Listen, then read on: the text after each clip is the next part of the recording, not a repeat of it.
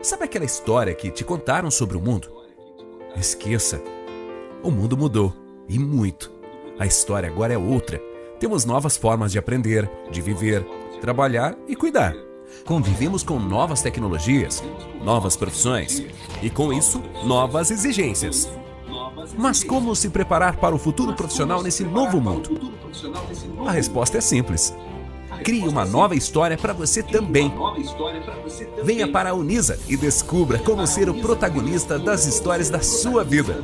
São mais de 50 anos de tradição, cursos em todas as áreas do conhecimento, unidades bem localizadas e polos em todo o Brasil. Vestibular 2022, inscrições abertas. Unisa é outra história. Acesse unisa.br e saiba mais.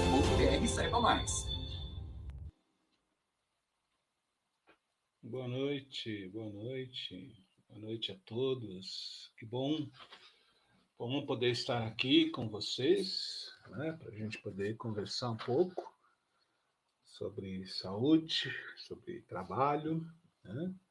Meu nome é Luiz Cláudio Bito, eu sou psicólogo, sou coordenador, né, do curso de Psicologia Organizacional e do Trabalho, a Unisa, na pós-graduação. Sou coordenador também do curso de Gestão de Projetos de Saúde Mental nas organizações, também na pós-graduação da Unisa.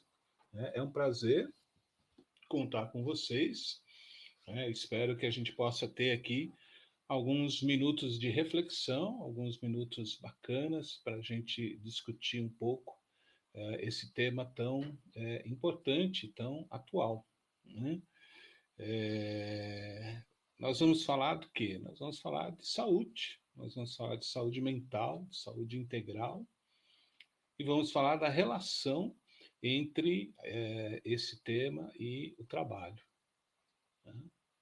Bom, é claro, né, como psicólogo e também como gestor, eu atendo muita gente, né, e muita gente que vem com queixas relativas à saúde mental, e a maior parte das vezes, né, essas queixas têm origem no cotidiano do trabalho. Tá bom? Tá baixo o volume aqui, vou falar um pouco mais alto aqui, mais próximo, tá? Então, assim, como psicólogo, eu estava dizendo, né? Como psicólogo, eu atendo muita gente que chega nas mais variadas crises, nos mais variados estados, né, no consultório, né, e também na empresa, né, assim como gestor, com questões ligadas ao trabalho. A maior parte das vezes, questões de ansiedade, uma ansiedade generalizada. Algumas outras vezes, essa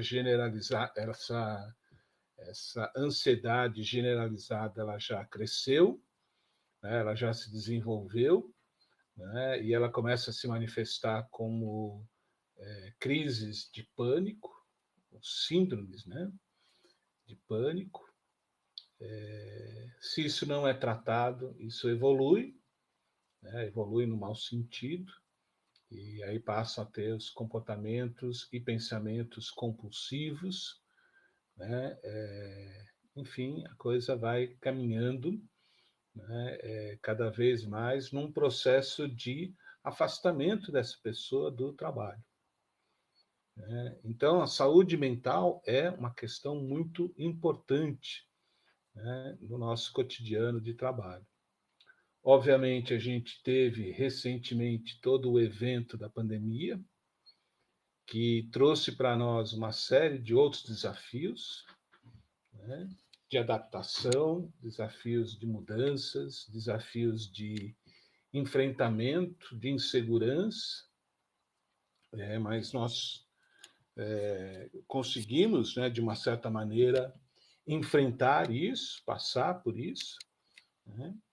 E agora, no retorno da pandemia, nós imaginávamos que seríamos, então, devolvidos ao paraíso, né, retomando o trabalho presencial, agora já fortemente imbuídos de tecnologia, né, que a gente teve que aprender tecnologia para poder trabalhar à distância, descansados por termos trabalhado em casa com a nossa família, né, ricos, embebidos nas redes sociais, e tudo bem, né? Mas nada disso tem acontecido, não é isso? Ter estado em casa durante a pandemia não resolveu nosso problema de ansiedade, não diminuiu nossa depressão, não melhorou, né, nossa autoestima. Na verdade, o que as pessoas relatam quando me procuram é exatamente essa sensação ainda de um certo deslocamento, né, uma certa busca ainda de um sentido que não foi encontrado no trabalho, né? Então, isso tudo forma um panorama que eu queria, né, dividir com vocês. Acho que vocês podem ir também comentando comigo aqui pelo chat, tá bom? Um panorama que acho que vale a pena a gente discutir, né? Vale a pena a gente trazer, né? Tanto na perspectiva histórica, a gente tem um tempinho aqui, eu quero fazer um caminho histórico, né?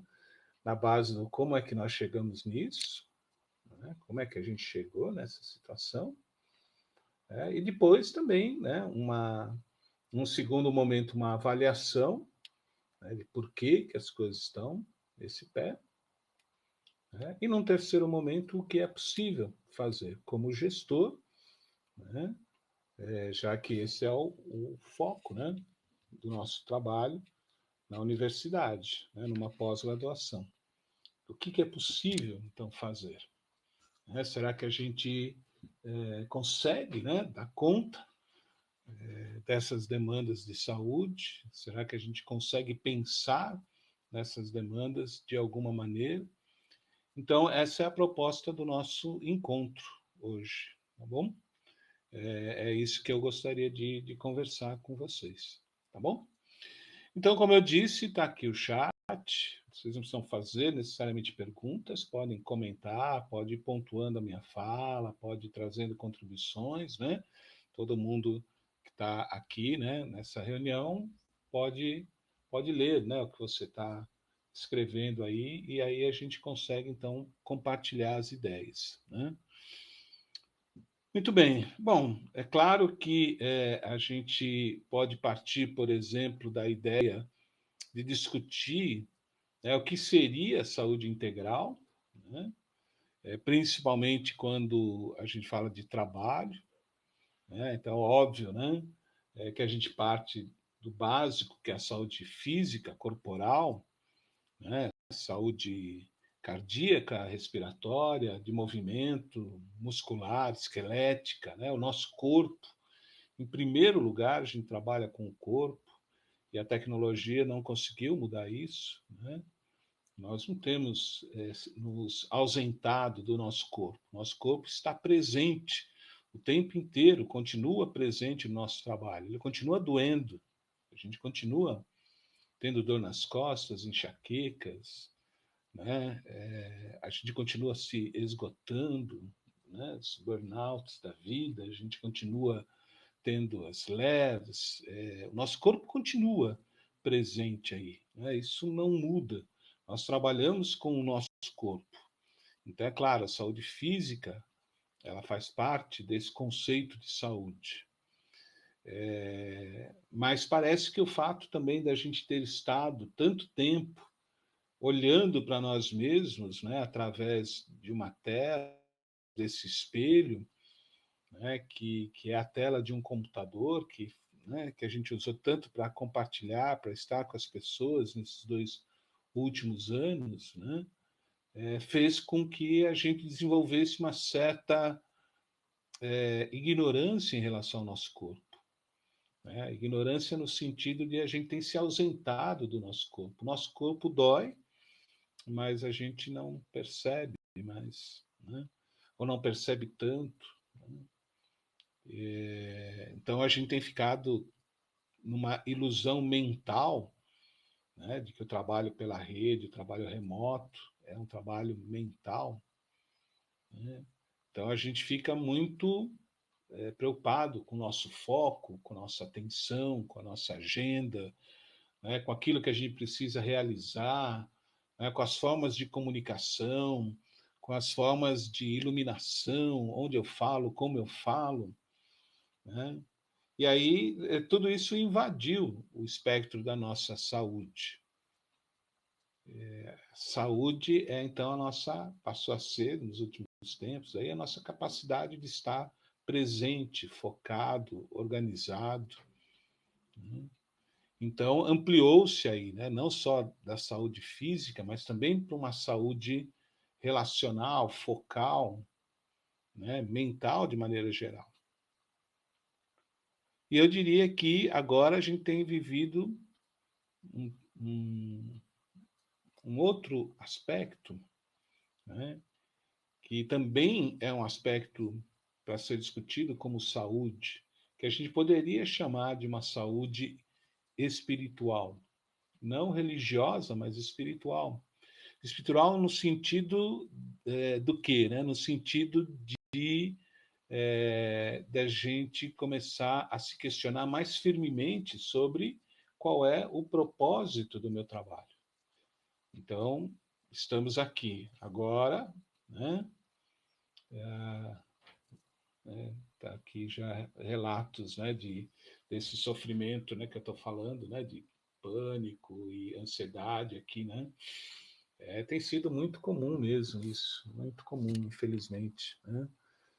Mas talvez, vamos dizer assim, entrar nesse assunto de cara assim seja interessante, né? Talvez a gente tenha agora um momento para pensar assim, qual é o propósito das coisas que a gente faz. Então estamos aqui reunidos, né? Somos aqui um grupo de pessoas, compartilhamos uma experiência no tempo, no momento, somos trabalhadores, temos nossas contas para pagar, nossas famílias, né? E qual é o propósito disso tudo? Então, não é só o nosso corpo que dói, não é só a nossa mente que precisa de atenção e foco, mas é também a integralidade do nosso ser que precisa recuperar um sentido para o nosso trabalho.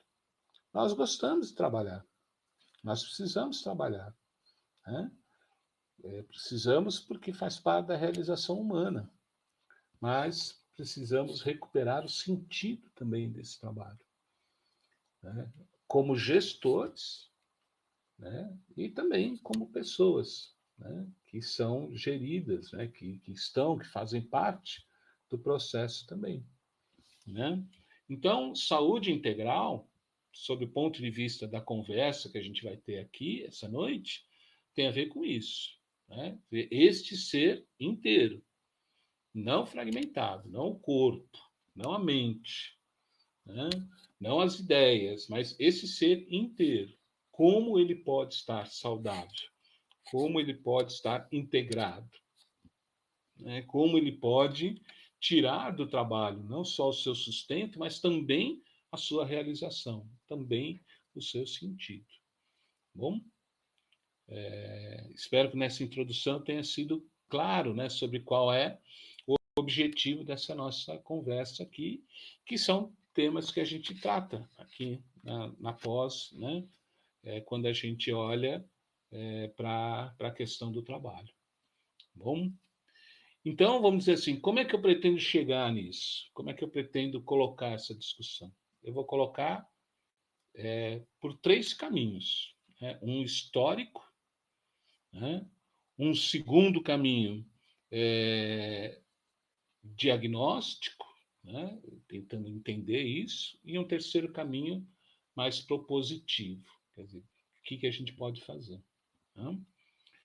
Então, num primeiro momento, assim, historicamente, a questão do trabalho, eu nem vou retomar o trabalho na era medieval, dos antigos gregos e tudo mais. Vou tomar o trabalho a partir do surgimento do capitalismo, o trabalho capitalista, o trabalho como um conceito moderno, capitalista, de produção de lucro e de riqueza.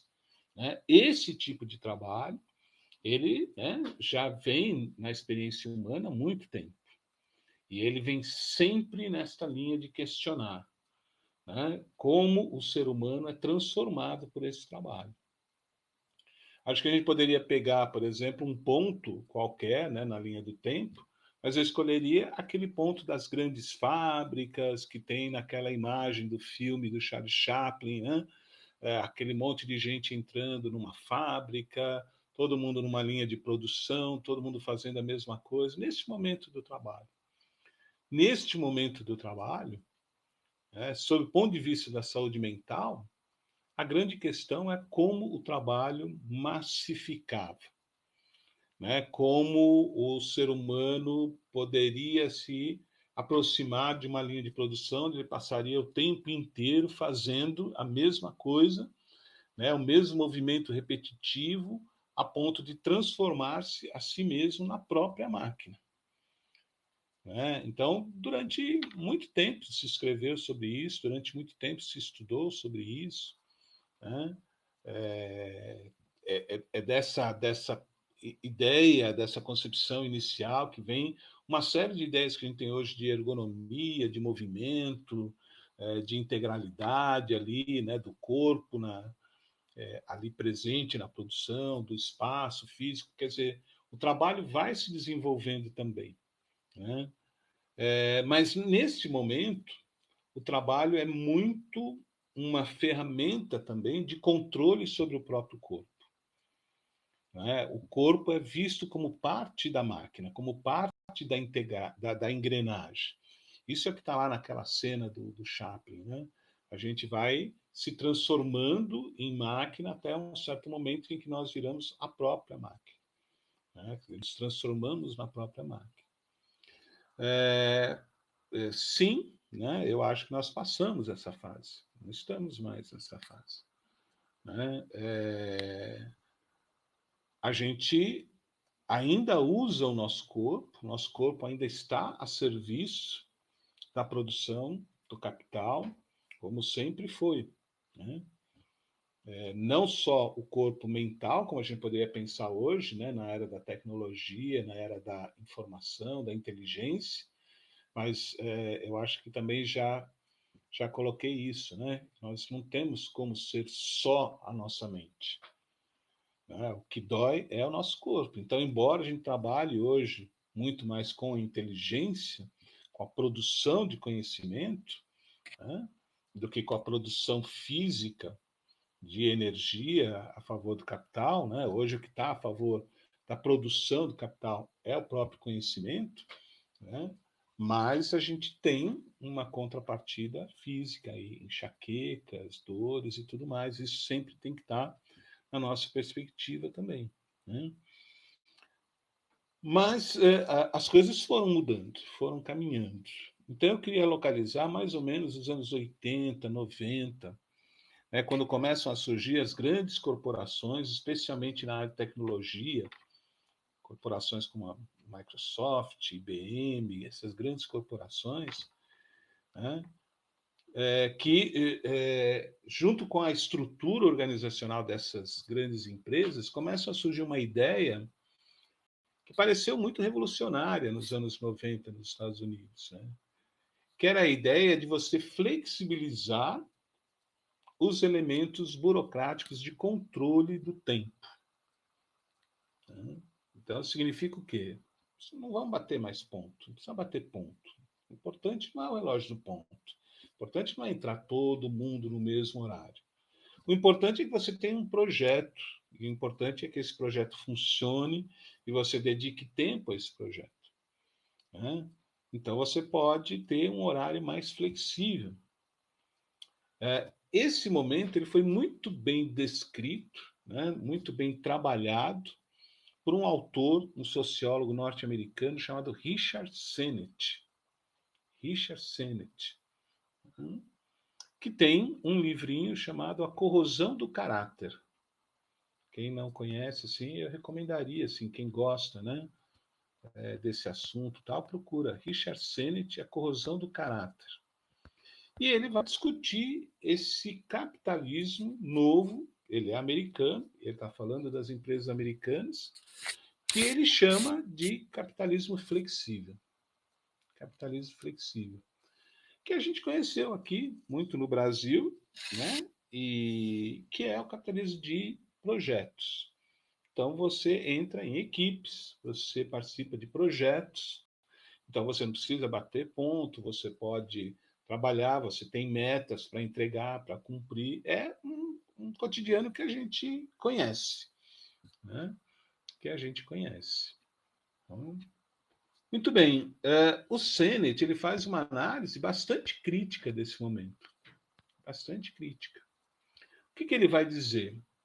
Ele vai dizer assim, que para a gente poder se adaptar a toda essa flexibilidade desse novo capitalismo, a gente acaba evitando conflitos, né? Porque você está num projeto, você não está lá o tempo inteiro, né? Você tem uma horizontalidade da distribuição das coisas, então, vamos dizer assim, não tem um centro, não tem uma organização central. Então, isso vai te dando uma certa liberdade, mas isso vai também tornando aqui o teu propósito também um pouco mais flexível. Então, ele vai começar a questionar um pouco isso, né? Então, ele vai dizer, por exemplo, né, uma coisa que é muito interessante, que ele reflete, né, ele diz assim, olha, é gozado, né, nas últimas décadas, como é que tem sido a relação entre o trabalho e a identidade da pessoa? Então, na medida que a tecnologia vai crescendo, que o controle burocrático vai se espalhando, vai diminuindo, a relação das pessoas com o seu trabalho também vai mudando. Vai mudando também. Então, ele aponta, né, inclusive, ele diz assim: olha, o que é interessante é que hoje em dia, um padeiro, por exemplo, ele não precisa saber fazer pão. Né? Não é mais uma habilidade artesanal, não é algo que tem a ver com a história dele, com a identidade dele. Com a tecnologia, com todos esses processos, qualquer um pode colocar a farinha de um lado da máquina, do outro lado vai sair pão, ou vai assar um pão que já vem pronto, enfim. Né? Essas mudanças em relação à nossa identidade com o trabalho vai mudando, é isso que o Sennett vai chamar no título dele, né? Vai corroendo o nosso trabalho, o nosso caráter. Com isso, a gente começa a ter uma atitude que eu observo como gestor, eu observo como alguém que acompanha grupos, alguém que produz projetos, né?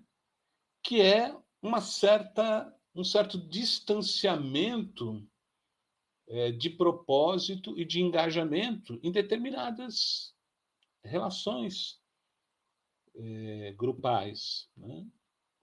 Então, é um pouco uma coisa meio assim. Ah, legal esse projeto. Se der certo, eu estou dentro. Mas se não der, tudo bem também. Né? Essa dificuldade de vestir a camisa, essa dificuldade de engajar, né, ela vem do fato de que a gente vai perdendo um pouco a identidade com o projeto em si. Isso é fruto, né, depois quem quiser saber como, tal, sei o que, pode ler lá no Sennett, né? Ele vai explicar um pouco essa questão assim, de como essa flexibilidade vai afastando a gente do engajamento. E aquele projeto, ele passa a ser um projeto que se dispersa dentro da organização, que não é tomado como um projeto pessoal por ninguém, que não está ligado ao propósito pessoal de ninguém, em que as pessoas, no final das contas, acabam se sentindo tão ou mais trocáveis, vamos dizer assim, substituíveis, como eram aquele primeiro capitalismo mais mecânico, onde a gente foi retratado ali como peças de uma máquina. Hoje, o nosso corpo está lá. Talvez a gente não seja tão reposicionável assim, Mas as nossas ideias, né, muitas vezes não têm essa possibilidade de crescer, de criar e tudo mais. Uma característica desse segundo momento, que é dado lá pelo Sennett, é a ausência de conflito. A ausência de conflito. Em nome, vamos dizer assim, de um bom relacionamento, a gente não discute as ideias. A gente não embate, a gente não provoca, a gente não contextualiza, a gente vai tocando, fala, bom, tá bom, né? Olha, eu acho que essa ideia seria bom, mas se você não quer, não tem problema, a gente se adapta, a gente faz aqui de um outro jeito, a gente vai. Aí você fala, mas professor, você não acha que isso é bom?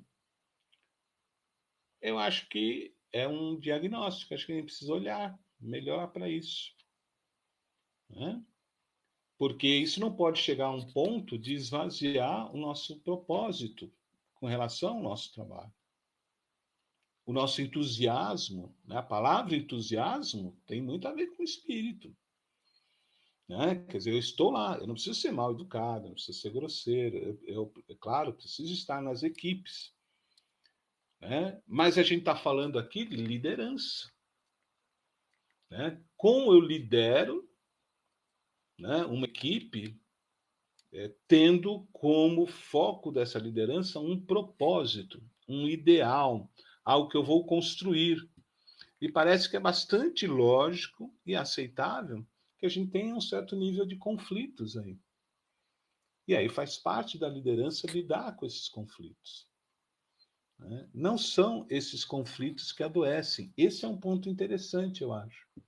O que adoece é o disfarce desses conflitos. Não sei se vocês estão me entendendo, se eu estou me fazendo entender. Não é a discussão, não é o embate, não são as ideias diferentes, não é a diversidade, não é a diferença, né? Não é o não concordar com pontos de vista diferentes que causa a ansiedade.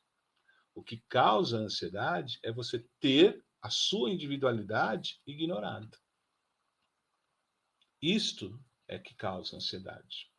Então, você poder colocar aquilo que você acha, você poder discutir aquilo que você acha, você poder trazer questões, você aprender a lidar com os conflitos, com as diferenças de experiência, com as diferenças de vivência.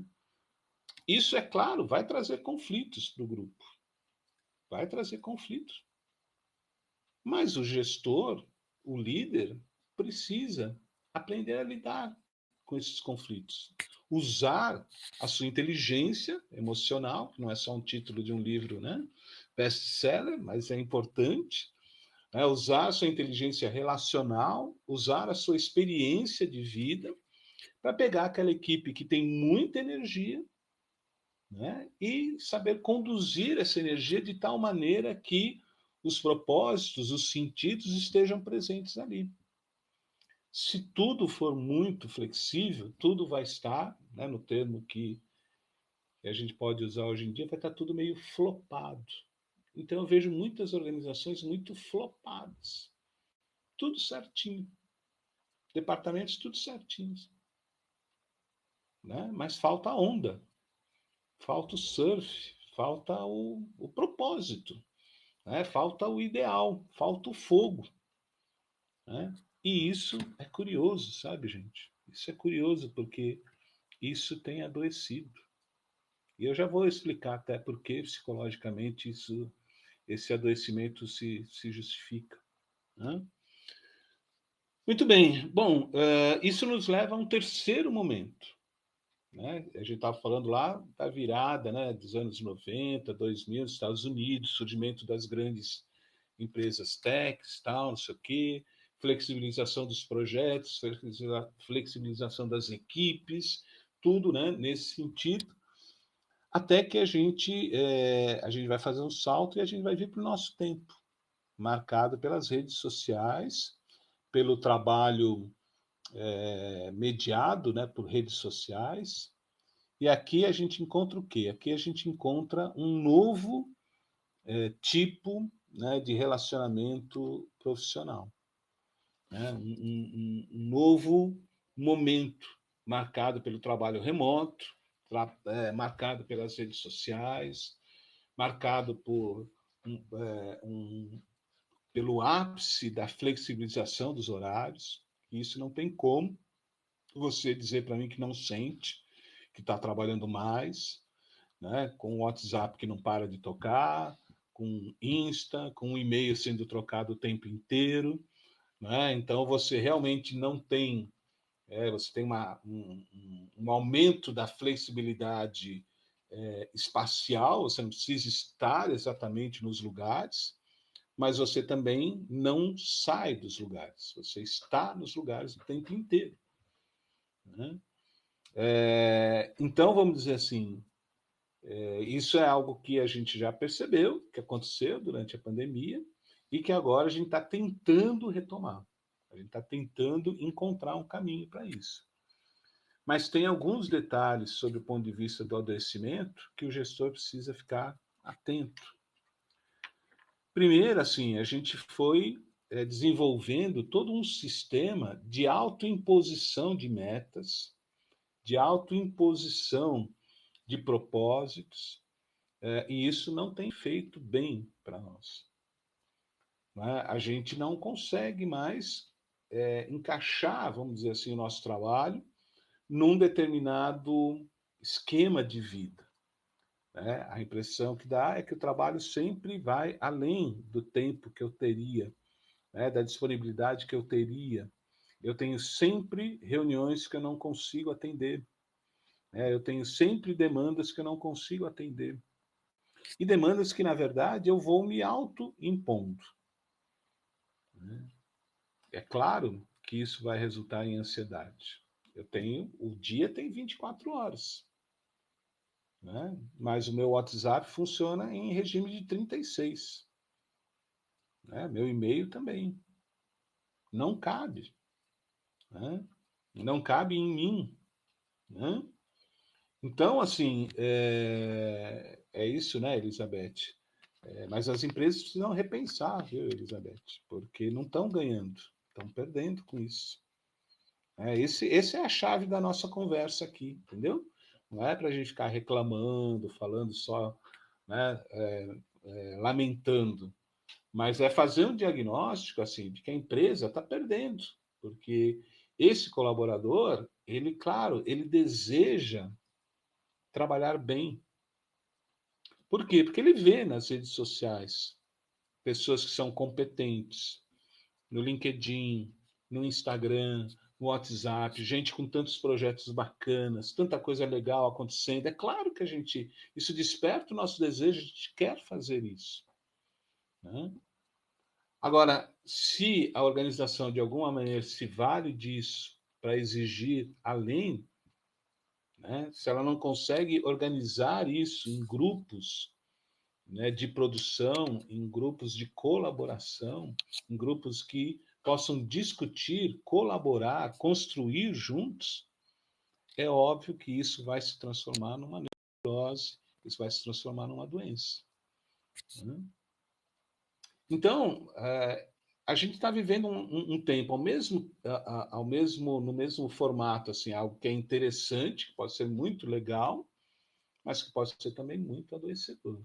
Então, talvez a gente esteja vendo ainda primeiro um lado muito adoecedor, né? Rosângela, é isso mesmo. A gente precisa humanizar. Mas humanizar o quê? Humanizar esses processos.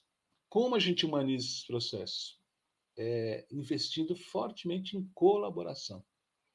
Vamos fazer juntos, né?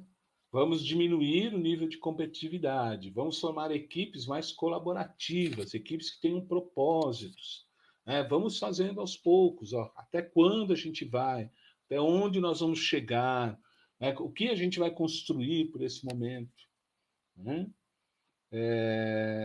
Tem aqui dois autores que eu queria trazer para vocês, que eu acho que são fundamentais para a gente entender esse processo. O primeiro, curiosamente, né, dentro dessa linha da diversidade, de trabalhar com gente que vem com ideias que vêm do mundo inteiro, que vêm para colaborar, né, para acrescentar, né, eu apresentaria aqui o Byung-Chul Han, que é um coreano, né, da Coreia do Norte, um filósofo contemporâneo e tal, que é o autor de um livro que ficou famoso aí, que é A Sociedade do Cansaço. A Sociedade do Cansaço é um livrinho eletrônico disponível, né, material aberto, pode buscar aí no seu navegador, lá, Sociedade do Cansaço, e você vai chegar lá ao nome chinês, lá, o Byung-Chul Han. É um livro de 50 páginas, muito interessante, né, que vai começar a descrever esse início, né, do nosso trabalho mediado por mídias sociais. Tá? E depois, né, esse próprio autor, num artigo muito interessante, falando sobre adoecimento, sobre ansiedade, ele vai citar um filósofo europeu chamado Zizek. Né? Alguns pronunciam Zizek, se escreve com Z, né? Z-I-Z-E-K, Zizek. Né? E o Zizek vai dizer assim, fala, olha, é gozado, assim, a gente lutou tanto pela liberdade, a gente lutou tanto pelo sentido das coisas, que hoje nas redes sociais a gente chegou a um processo de auto-escravidão. A gente se auto-impõe, né, a ausência de limite. É a gente que não consegue, né, parar de trabalhar, é a gente que não consegue encerrar o dia, é a gente que fica se exigindo, exigindo, exigindo, exigindo. Né? Por quê?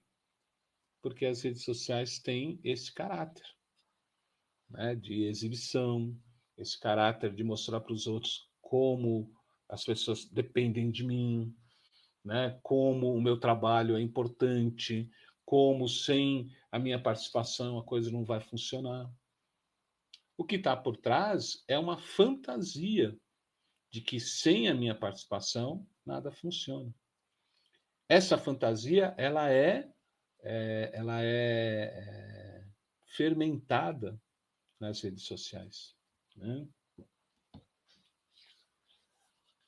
É isso mesmo, né? Infelizmente, né, Vânia, né? Sim, muita gente, né? A ansiedade faz parte daí. E eu prometi para vocês, né? Eu já estou na parte diagnóstica, né? Que eu ia falar assim, como a psicologia explica isso. Essa questão da ansiedade ela é interessante porque você tem dois tipos de ansiedade.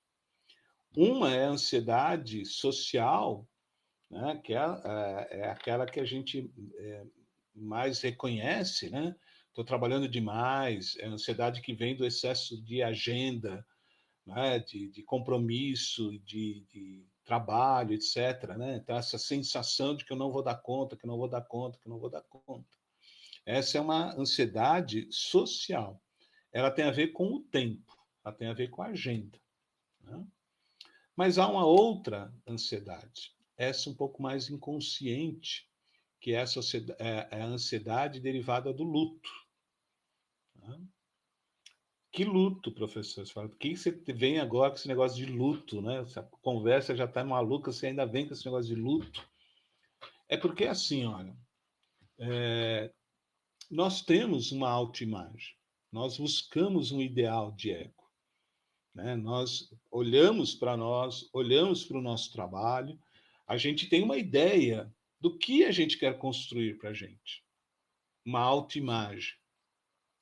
E quando a gente vai se impondo cada vez limites mais amplos, é natural que a gente vai também chegando à conclusão de que a gente não vai conseguir atingir essa autoimagem. Então, é um luto em relação àquilo que eu gostaria de ser. E que cada vez mais eu vou concluindo que eu não vou conseguir. Esse é um dos lutos. Né? O outro luto, porque tem outro luto, né? Esse é um luto que tem a ver consigo próprio, né? Com a sua autoimagem. Mas tem o luto também que tem a ver com a imagem que os outros constroem de nós. O que a minha equipe espera de mim, o que a minha chefia espera de mim, o que a minha liderança espera de mim. E o pior, o que a minha família espera de mim, o que os meus filhos esperam de mim.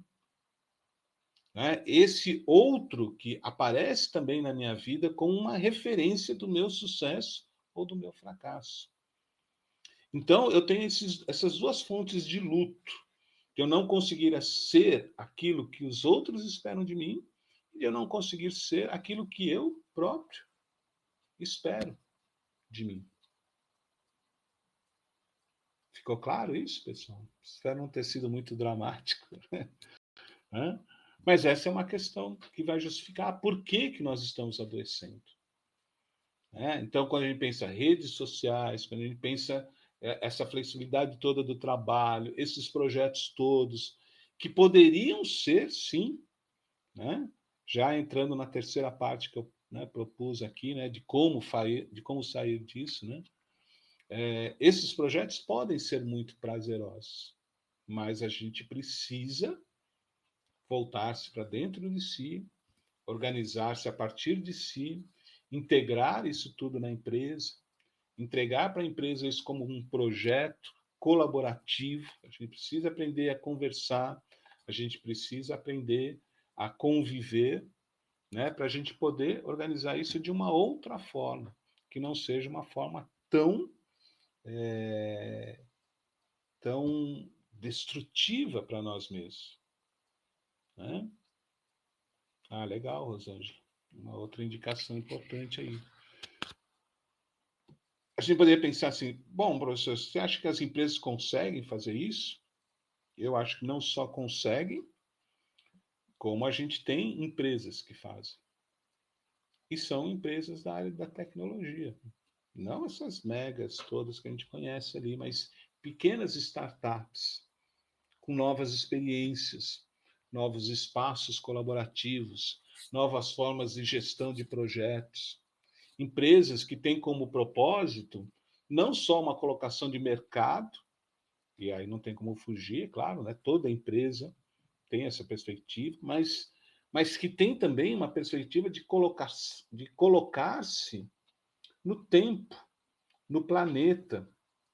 Né? São empresas sustentáveis na sua totalidade, né? Que sustentam a saúde também, né? Que sustentam uma visão de mundo saudável. Então, a gente tem tido, sim, grandes empresas cada vez mais pensando nisso. Se fazem isso por questão de marketing, se fazem isso por questão capitalista, aí é um outro problema, né?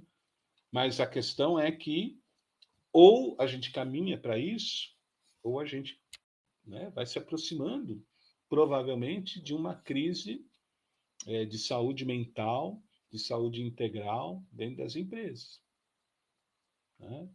Uma crise de gestão, da gente não ter mais, né, como sustentar.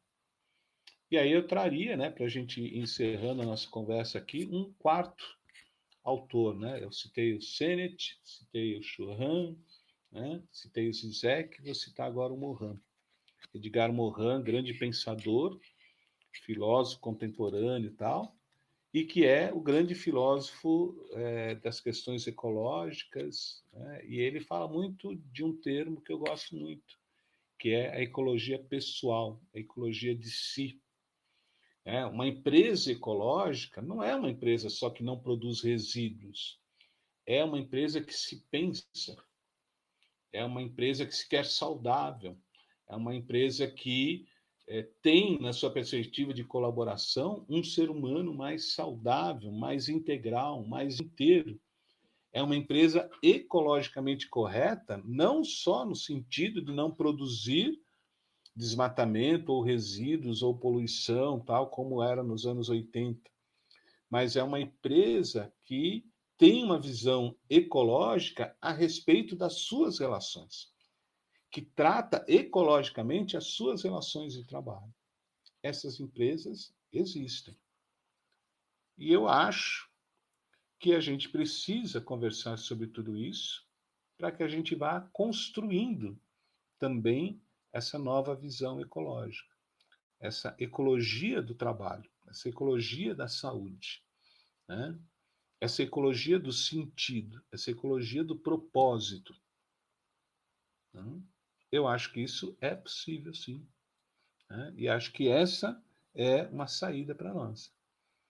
Quais são as ferramentas que a gente tem para isso? A gente tem a inteligência tecnológica, a gente tem a tecnologia, e curiosamente a gente pode ter também as redes sociais, a gente pode ter os novos caminhos de gestão, as formas como as várias startups têm surgido, né? A gente tem a nosso favor também esse espírito de incomodação, né? De falar, olha, as coisas não estão bem, da gente reconhecer que as coisas não estão bem.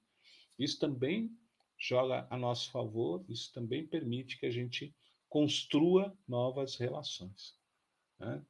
Focadas numa saúde integral mesmo. Corpo, mente, espírito, né? Trabalho, família, relacionamento, tudo junto, tudo integrado, ecologicamente pensado, com inteligência, com vivacidade. Tudo isso é possível. Bom, gostaria então de agradecer esse encontro. A gente tem aqui alguns minutinhos. Não sei se alguém quer se manifestar aí, né? A gente, nesses encontros, são encontros provocativos, né? Não são encontros para que a gente aprofunde os temas, né? Eles são para provocar, né? Para as pessoas poderem pensar, poderem discutir, levarem isso para a vida, né? Olharem para si próprias, olharem, né, para o seu propósito no mundo, né? e, e pensar, né?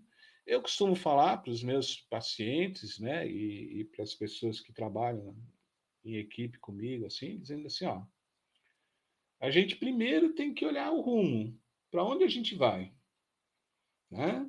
Então, ó, não está bom. Desse lado não está bom, vamos virar o rostinho para um outro lado, vamos buscar um outro caminho, né?